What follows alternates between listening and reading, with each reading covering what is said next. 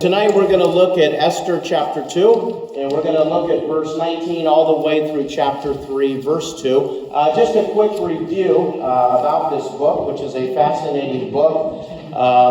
It's a book about courage. It's a book about a woman who rises to the top in a man's world. And so far in our journey through this book, we understand what a man's world it really was. Back in the days of the Persian Empire, but Esther will come out on top. And it's a fascinating book in the sense that God's name is never mentioned in the book, but yet every time we read a chapter, we find evidence and clues of God working behind the scenes and working in circumstances to accomplish his will. And we're going to look at another example of that this evening. Well, the book begins with King Xerxes throwing a great banquet. He wants to drum up some support for his military campaign against the Greeks, and things were going really well until he decides to invite the Queen Vashti, into the banquet to show off her royal crown and whatever else he had in mind, and the queen said, "Not coming, not going there." And if you can just imagine the king, he's trying to gather support to lead an army into battle. And his own wife stands him up and humiliates him. So immediately Xerxes has a problem. And by the time it's all said and done, Vashti is no longer the queen. And this section ends with an edict from the king, ending the reign of Queen Vashti. And then Xerxes goes to battle. And he goes to battle against the Greeks, initially wins the first battle, but then as the war continues, he loses. And he comes home a defeated man. He wanted so much to defeat the Greeks and expand the Persian Empire, but couldn't do it. In fact, he never is able to do it. So he comes home defeated, which brings us to our next section about Esther, Mordecai, and Haman. They are the three main characters in this story. The first edict got rid of the queen. If the second edict of King Xerxes comes true, it will get rid of all the Jewish people in the Persian Empire. That was huge as this story unfolds. Three characters, three stories. And the author gives us a unique story about all three of them, beginning with Esther. So, as I said, the king comes home from battle defeated. And what the king really wants is just a little compassion and comfort from his wife. But he gets home and realizes, I don't have a wife. I got rid of her before I went into battle. And the king gets further depressed, and so they decide, his leading men, that he needs a new queen. So they have this incredible plan to put in place where all the beautiful women throughout the empire can come and be one of the contestants, one of the possibilities of becoming the queen. And to make a long story short, Esther becomes the queen, a Jewish girl. However, Esther has told no one that she's a Jewish girl. She has hidden her background, her nationality from everyone. But she's now the queen. Well, tonight we're going to talk about a story involving Mordecai, and then we'll begin a story talking about Haman. Well, Mordecai's story begins with the fact that he works for King Xerxes.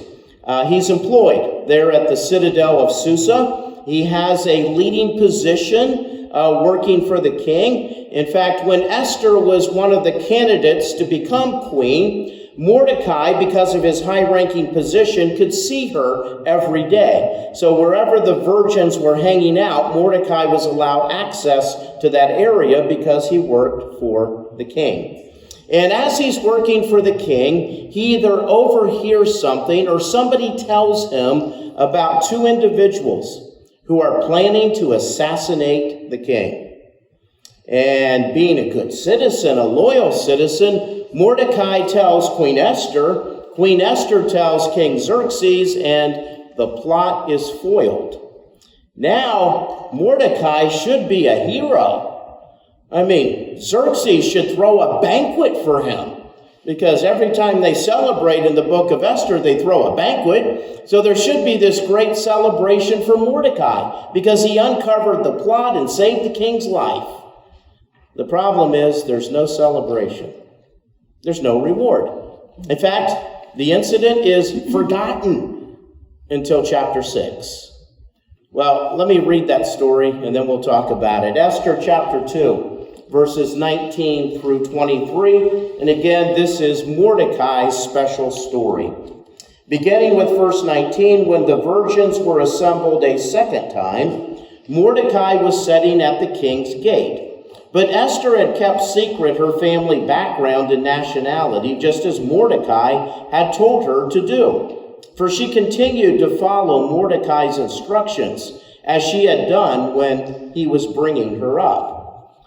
During the time Mordecai was sitting at the king's gate, Bigthana and Teresh, two of the king's officers who guarded the doorway, became angry and conspired to assassinate King Xerxes. But Mordecai found out about the plot and told Queen Esther, who in turn reported it to the king, giving credit to Mordecai. And when the report was investigated and found to be true, the two officials were impaled on poles.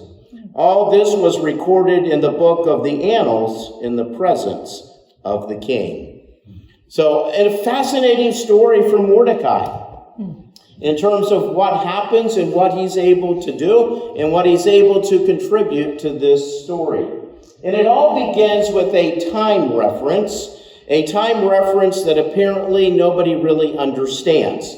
It's when the virgins were assembled a second time.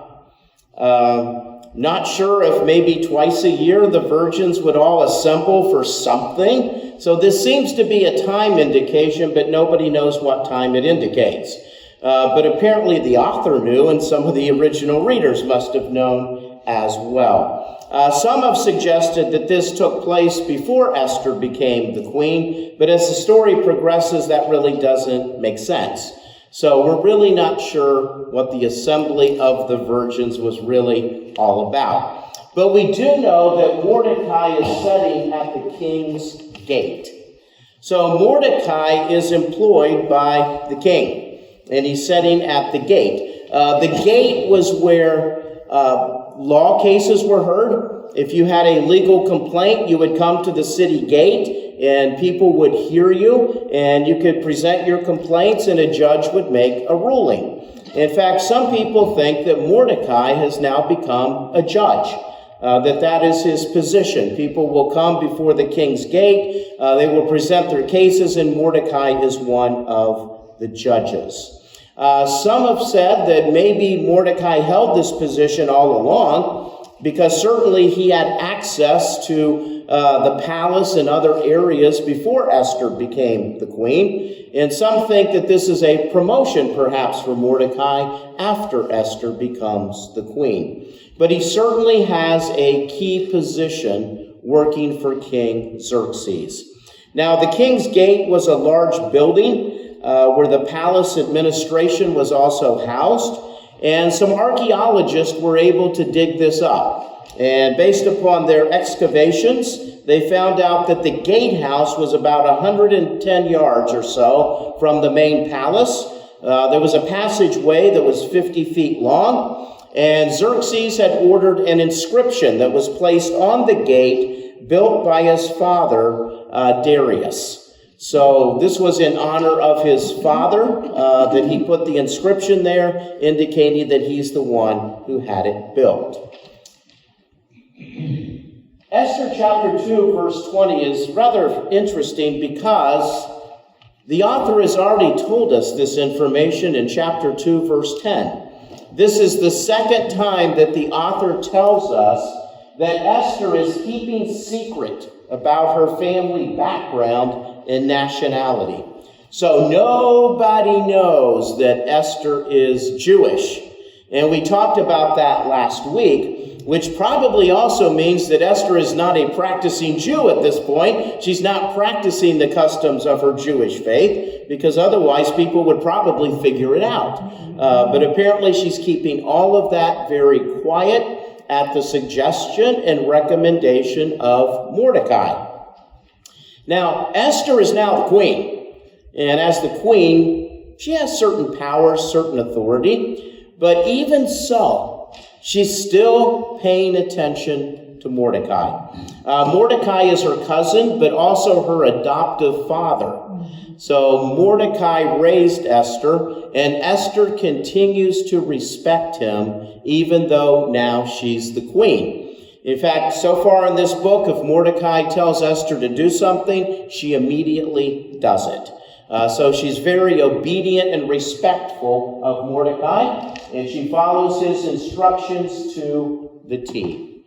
Now, in writing a story, if an author mentions something once, it's probably pretty important. But if he repeats the same thing twice within a short span of verses, like 10, that information must be very important. So the fact that Esther is Jewish and hiding her identity is very important as this story unfolds. In verse 21, Mordecai uncovers a plot. It's a plot to assassinate the king.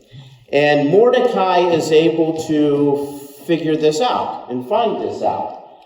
Two of the king's officers, so these were some fairly high-ranking officials, Bigthana and Teresh, have decided to assassinate the king. And they guard the doorway. They may even have a higher position and rank than what Mordecai has. So these are two top-ranking officials of Xerxes who are planning to do him in, which in the ancient world, that was always an issue. You know, as you read the story of ancient kings, they're all paranoid. And maybe they're paranoid for a good reason. There's always somebody plotting to do them in. And that's what's going to happen here. There's two individuals plotting to execute King Xerxes. And so they have conspired, they've come up with their plan, and they want to pull this off. And the question is, why? What did Xerxes do that's got these two individuals so upset with him that they want to get rid of him? Well, King Xerxes has recently returned from a war that he lost. He lost at the Battle of Salamis, and that was in 480 BC, and that was the turning point of the battle. After he loses at Salamis, he loses every other skirmish that takes place in this war. And eventually the Greeks win, and Xerxes comes home a loser. And there was a lot of dissatisfaction now in the empire, and a lot of people are dissatisfied with the king. And many of them want a new king. And so far in our journey through Esther, Xerxes has not proven to be a great leader. He just kind of does what other people tell him to do, and he just isn't on top of things. So that dissatisfaction is spreading through the Persian Empire, and people are thinking, maybe we need a new leader. And so that could be part of what is taking place. Now, we do know that 14 years later, in 465 BC, King Xerxes is assassinated. And the person who carries out the assassination is able to get to King Xerxes because the king's chamberlain, the one responsible for the king's residence, lets the person in.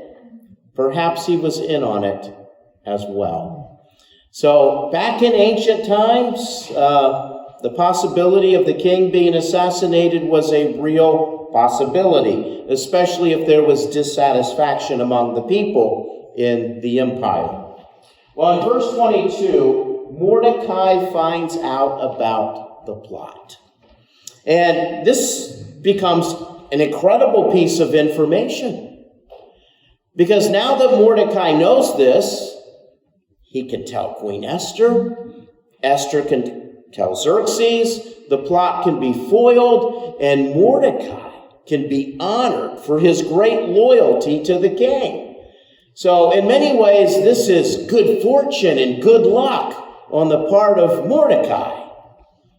But as we look at the story and look a little deeper, this could be God helping out Mordecai and the Jewish people. This could be another example of God showing favor to Mordecai and enabling him to come up with this information, some information that will help him down the road. So at this point, we just know that Mordecai uncovers the plot. Exactly what God's going to do with it, well, that's going to have to remain for a later chapter. But we can see God working behind the scenes. And sometimes in life you look at things and go, wow, I got lucky there. Well, did you get lucky or did you get blessed? What was it, good fortune, or was it God's goodness that enabled those things to happen? So what the world calls luck, Christians often call the goodness of God or the sovereignty of God, or God working behind the scenes because God has a great plan in place. Now, Mordecai knows nothing of the plan at this point, but God does.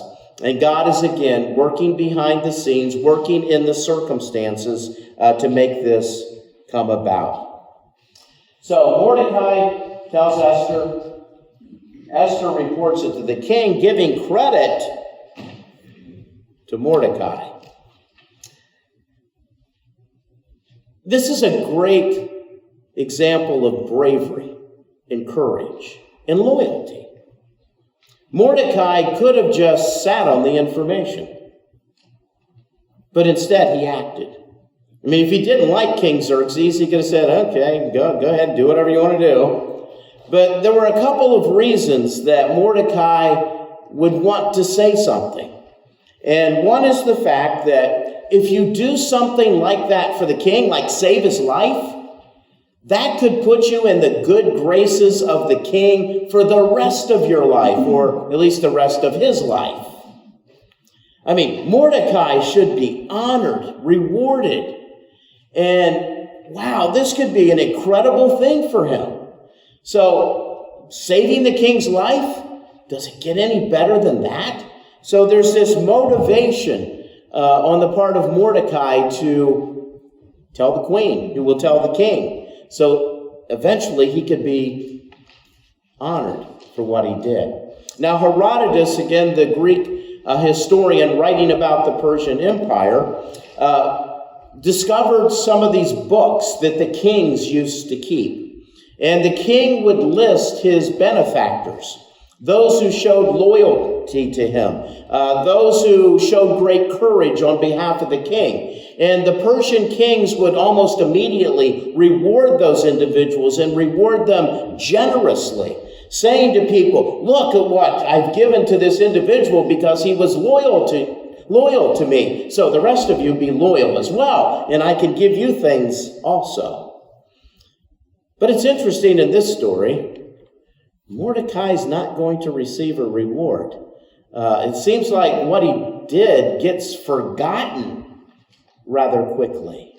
Well, another motivation for Mordecai to tell about this plot is that if somebody tries to bump off the king, what if the queen is with the king? Esther's life could be in danger as well. So if this plot is carried out and it just so happens that Esther is in the room, she may not live either. So in order to protect Esther, and in order to protect the Jewish people, Mordecai reports the plot. So now the plot has been reported. And in verse 23, the report gets investigated.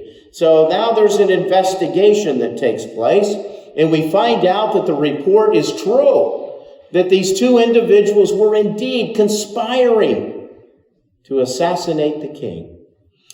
Now, no other information is given about them, except for the fact that they were impaled on poles.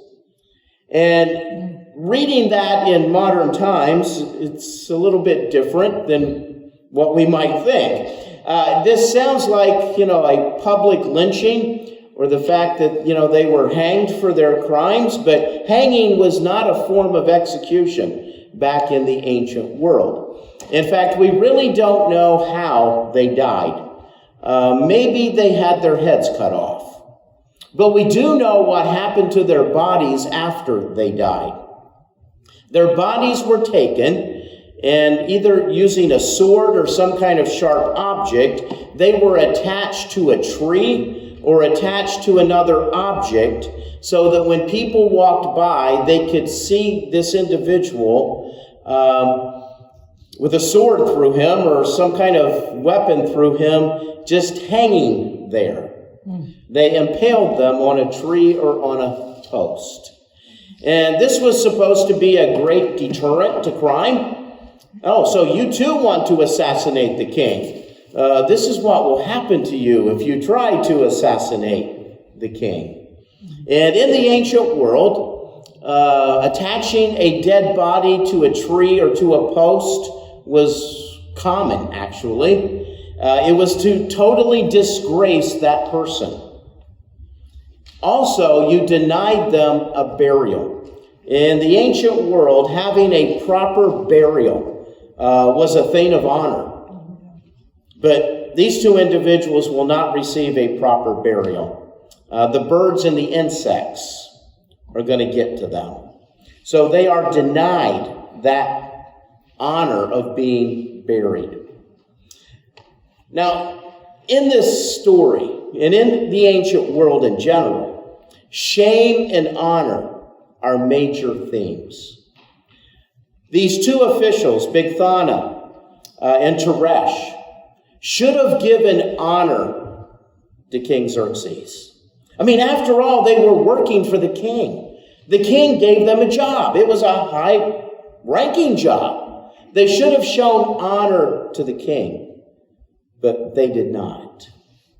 Also in this story, Mordecai shows great loyalty to the king, and he should be honored, but he's not. And then the two would-be assassins are shown ultimate shame, denied a burial with their dead bodies. And if you want to picture it, a dead body without a head attached to a tree, and people come by and see that and go, ugh, how distasteful, how shameful for those individuals. So in many ways, the ancient world was all about shame and honor. And that sets up chapter 3. Because as we're reading this, it ends at verse 23. Verse 24 should talk about how Mordecai is honored by King Xerxes for saving his life. But there is no verse 24. Instead, we now move into chapter 3. And chapter 3 is about another individual. A new person's going to enter the story, and his name is Haman. And Haman's going to get a promotion by the king. And we're not told what Haman did to get the promotion. But as a reader, we're thinking, well, wait a second. This isn't right. I mean, I don't care what Haman did. Is there anything greater than saving the king's life? Shouldn't Mordecai be the one being promoted and honored? I mean, what did Haman do that could have been greater than saving the king's life? And at this point, the story takes a twist. It takes a turn. Now we're going to have a villain in the story. And we thought we had this figured out. I mean, this could have been a great story. Because after this event, King Xerxes should have shown great honor to Mordecai and given him a high-ranking position. Maybe number 2 in the empire. You know, just like Joseph got number 2 in the land of Egypt because he interpreted Pharaoh's dream. Certainly for saving the king's life, Mordecai should be elevated to the number 2 position in the Persian Empire. Oh, and Wouldn't this be a great opportunity for Mordecai and Esther to say, by the way, we're Jewish, and the Jewish people in your empire, King, love you, support you, and are loyal to you. And shouldn't the king then issue an edict that all the Jewish people in the Persian Empire should be honored and respected, and that everybody should honor the religion and religious practices of the Jewish people, because the Jewish people are loyal to the king and loyal to the Persian Empire? Well, that's the way the story should end. But it doesn't. We move on to Haman's plot to destroy the Jews, not to honor them and to issue a decree of how wonderful they are, but Haman will talk the king into issuing a plot to destroy the Jewish people. Well, how does that happen? Well, Haman gets promoted. In fact, he gets the number 2 spot in the Persian Empire. He's honored above all the other nobles under King Xerxes. The number 2 spot belongs to Haman, and we're never told why that happens. Well, power goes to Haman's head.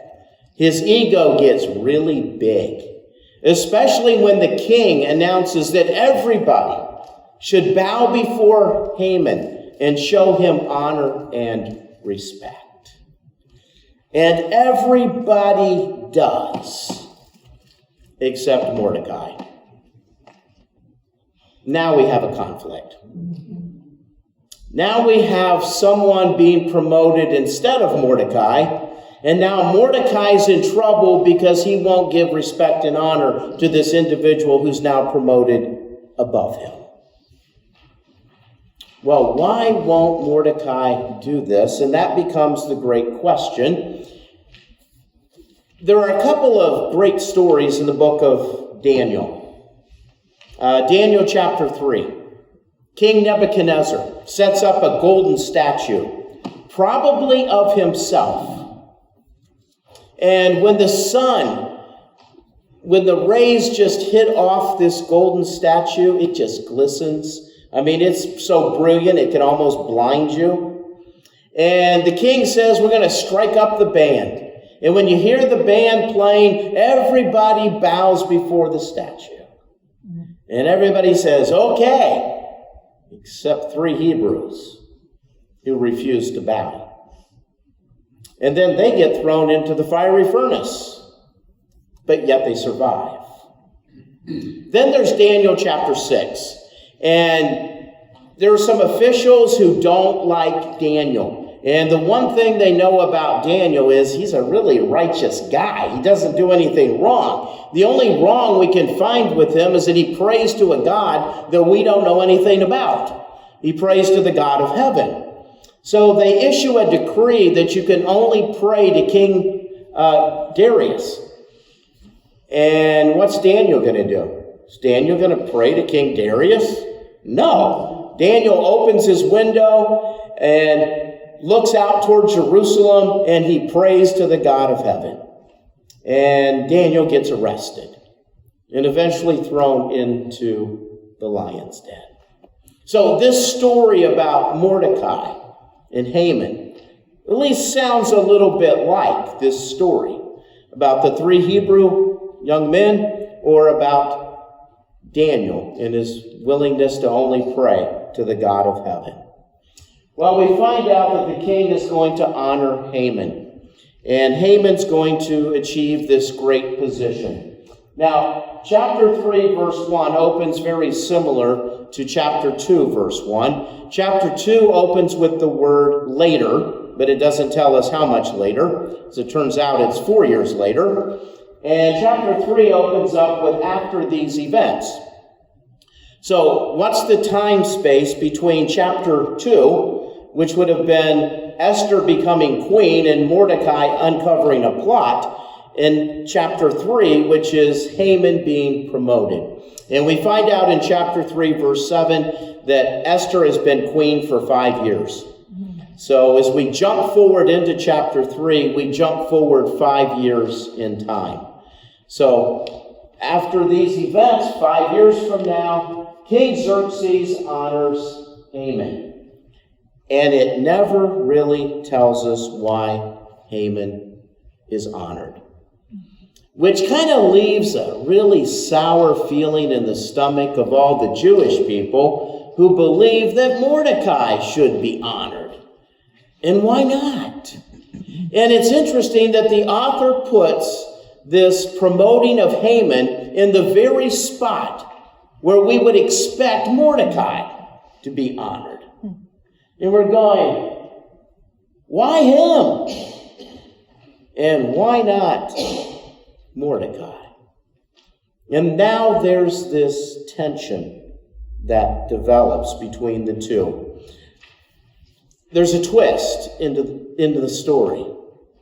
And now there's conflict. Now, for a king to promote someone, that's quite natural. The king would do that. He needs elected officials and appointed officials, and he appoints Haman to be an official. And that's a normal thing to happen. And especially in a society of shame and honor, some people are going to be honored. And it's quite natural for the king to want the people to honor the people that he honors. And so the king decides to honor him and give him a seat of honor higher than that of all the other nobles. So Haman is exalted. Haman is introduced as an Agagite. And on first reading, you're going, what's an Agagite? Well, an Agagite is a descendant of the Amalekites. And if you're familiar with the Old Testament, there are many conflicts between the Israelites and the Amalekites. And it all begins in Exodus chapter 17. And in that chapter, Moses is leading the people of Israel through the wilderness. And the Amalekites decide to attack the Israelites. And as you're reading the story, it happens out of nowhere. Just all of a sudden, the Amalekites are introduced and they go to war against the Israelites. Well, Moses at this point is too old to lead the people into battle, so he tells Joshua to lead the people into battle. And in one of the most incredible stories of the wilderness adventure, Joshua leads the Israelites against the Amalekites. Moses, for his part, goes up on a hill to pray. And it tells us that as long as Moses raises his hands, the Israelites are winning the war. But when Moses, who's getting old, his hands drop, the Amalekites start winning. So Aaron and Hur go up on the mountain with Moses, and they keep his hands up. And Israel wins the battle. So in that conflict, Israel wins. But we are told at the end of the story that there's going to be conflict between the Israelites and the Amalekites from generation to generation. Which brings us to the second most important conflict between the Israelites and the Amalekites. This time, Agag is the king of the Amalekites. And that's where that name comes from, the Agagite. He's apparently descended from Agag. And the leader of Israel this time is King Saul. And King Saul is fairly new at being king. He hasn't been king that long. And God tells him to go out and totally destroy the Amalekites. Don't leave anybody alive, including the animals. They are simply to wipe them out completely. And if Saul would have paid attention, that could have been the end of the Amalekites. But here comes Samuel the prophet to check up on King Saul.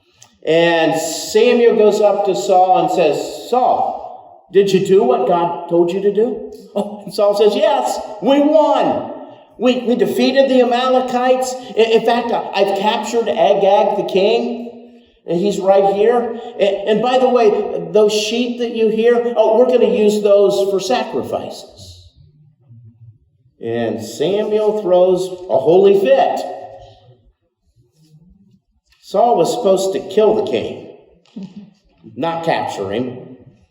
And he wasn't supposed to keep the animals for sacrifices.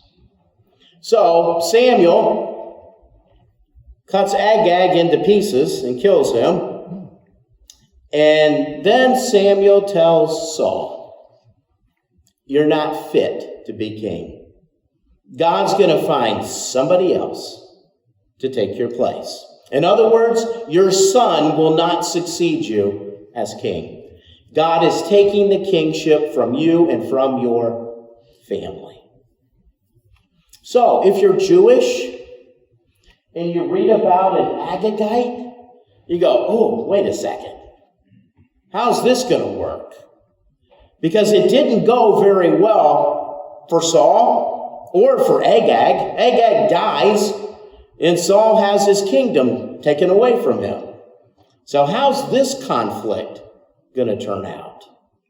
So this is a centuries-old conflict.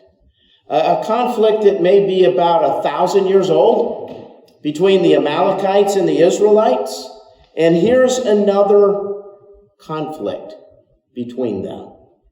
Haman has been promoted. Haman has a position that's higher than Mordecai. So the Amalekites have a position that's higher than the Israelites in the Persian Empire. How is that going to play out? And obviously Mordecai knows he's Jewish. And if he knows this guy is an Agagite, he knows he's an Amalekite. And growing up Jewish, you heard those stories. So there's conflict and tension between those two groups. So it goes on to say all the royal officials at the king's gate knelt down and paid honor to Haman, for the king had commanded this concerning him. And why not? Haman's number 2 in the empire. So you have to bow down and pay him respect, thinking if you don't pay him respect, you may not pay me respect. So everybody has to show honor and respect to Haman. And again, this is ancient culture. And one of the key values in ancient culture is honor and respect. So everybody does. Everybody plays along. Well, not quite everybody. It says Mordecai would not kneel down or pay him honor. Oh, now we've got a conflict. You know, it wasn't that long ago, Mordecai should have been rewarded, given a high position because of his loyalty to Xerxes. And that gets passed over or forgotten.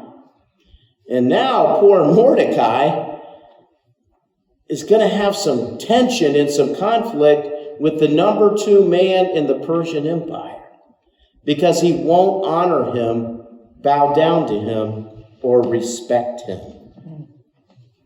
So one of the themes is respect commanded and respect refused.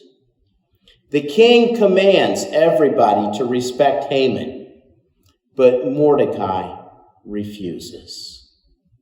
In fact, Mordecai, in many ways, is playing the role of Queen Vashti in chapter 3.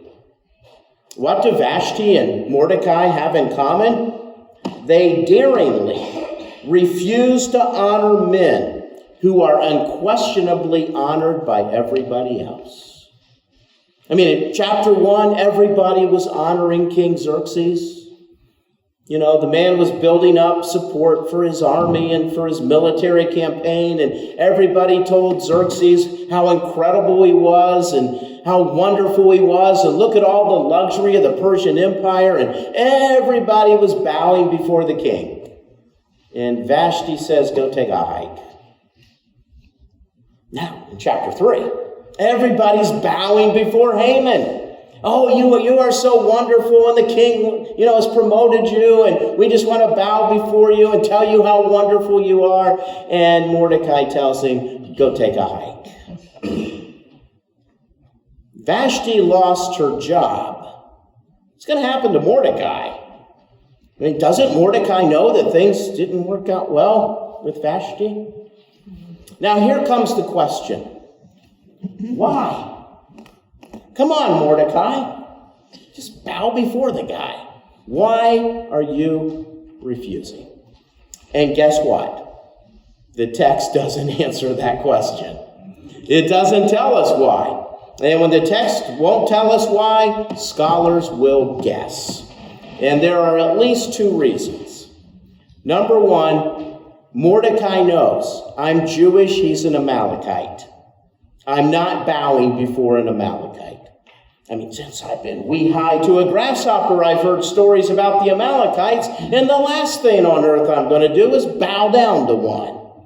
In fact, there's a Jewish writing that says no self-respecting Benjaminite, which Mordecai is from the tribe of Benjamin, would show reference to a descendant of the Amalekites. There you go. Mordecai grew up hearing that all of his life. Is he going to bow down to an Amalekite? There is no way. Another possible reason is that it's religious. Is Mordecai saying, I will bow before no one except the God of heaven? Is that what he's saying? That's what the three Hebrew children said to Nebuchadnezzar in his brilliant statue. I'm not bowing before that. I will only bow before the God of heaven. As Daniel said, I'm not praying to the king. I'm praying to the God of heaven. I will not pray to anyone except my own God. Is that what Mordecai is saying? Well, at least at this point in the story, Mordecai has shown no real evidence of being a devout Jewish man. He seems to have compromised like Esther did, fitting in to the Persian culture. Also, there's evidence from other sources that Jewish people would bow before Persian officials. And when a Jewish person bowed before a Persian official, they weren't worshiping that individual. They were simply showing honor and respect. It would be like today in a courtroom when the judge comes into the courtroom. It's all rise. And people rise. And they're rising not to worship the judge, but to respect the judge. Well, those are two reasons that Mordecai may not want to bow before Haman. Perhaps a third reason not in your notes, he just doesn't like the guy. And maybe he's jealous. I mean, Mordecai may be thinking, who is that guy?